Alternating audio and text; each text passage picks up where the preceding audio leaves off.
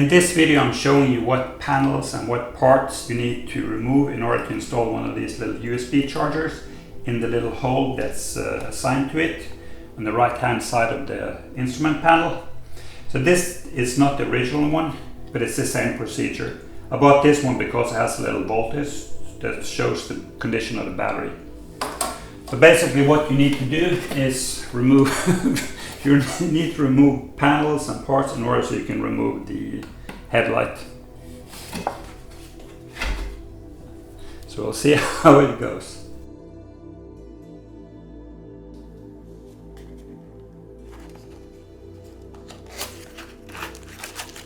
Be aware that there is a positive and a negative terminal on the back of the little USB charger. So the black goes to the negative and the red goes to the positive.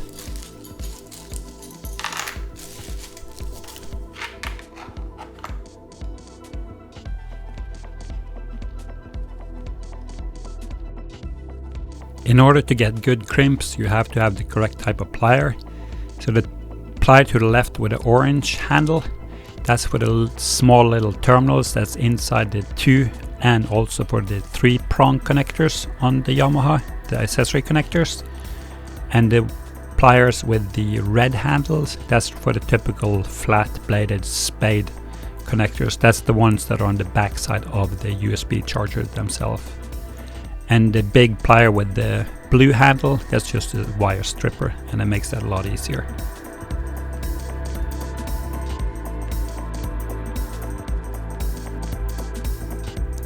The first 2 parts to remove are the 2 painted plastic panels, one on each side, and each panel is then held in place by 3 T30 bolts plus 3 T30 black plastic clips in the front of the panel.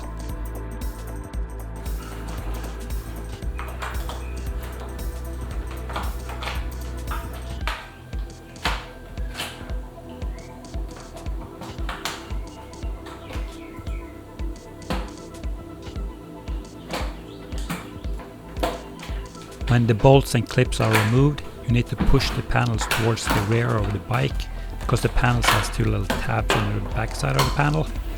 And then you need to unclip the turn signal cable.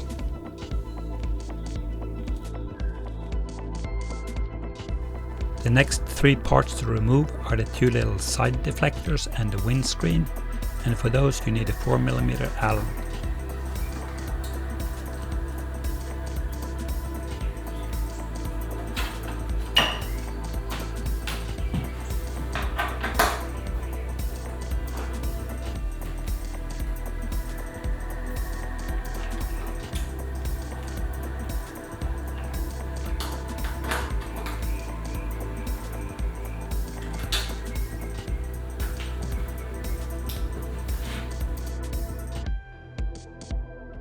The next step is to remove 4 Allen bolts. There are 2 per side, and just make sure that you either remove the little sleeves, metal sleeves that the bolts are set into, or that they're in place when you put the bolts back in.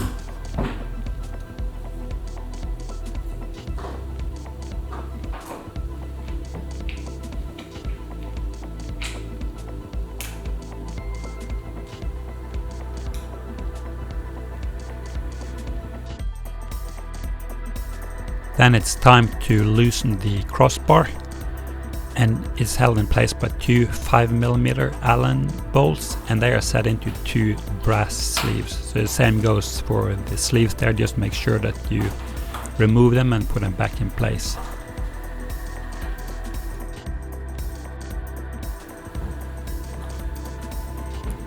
Because I have the anti-wobble brackets installed, I need to remove or loosen the 2 little set screws, and there I use a 3mm Allen wrench. And for these 2 little set screws I use a blue thread locker when I reinstall them. A 5mm Allen bit or Allen wrench is used to remove the 2 bolts holding the display and the bracket. And just put your finger lightly onto the rubber sleeve that the nut is set into on the back side of the bracket so it doesn't spin around.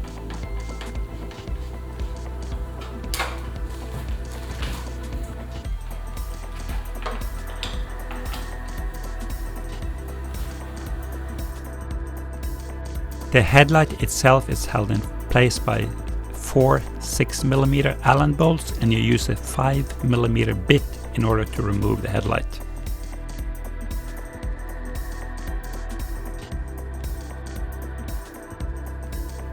And you also need to unclip the cable. And the little rubber plug has to be popped out, and in my case I had to enlarge the hole about 0.5 millimeter.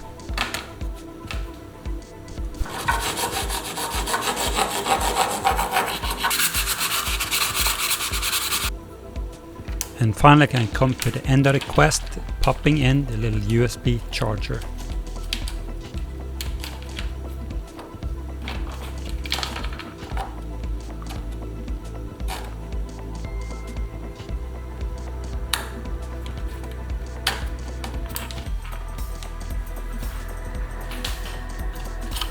And then it's just to put on the nut, and if the nut doesn't want to catch because the threads are pretty fine, just turn the nut backwards and try it again. And I'm tightening using a screwdriver, but don't tighten it too hard. It's just plastic against plastic. Be aware of the two little cutouts on the side of the headlight surround. Those are for the cable. So the bottom is for the headlight cable and the top is for the accessory cable to, in other words, the USB charger.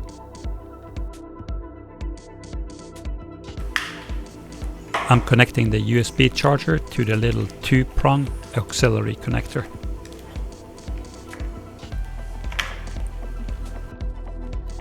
And then it's just to reassemble all the parts in the reverse order.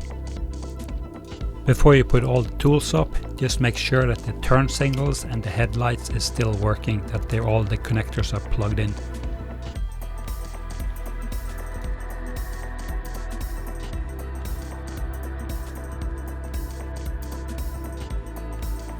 There is 0.5 volt discrepancy between my multimeter and the little USB voltmeter. So as long as I know about it, it's not that bad and it's easy to calculate.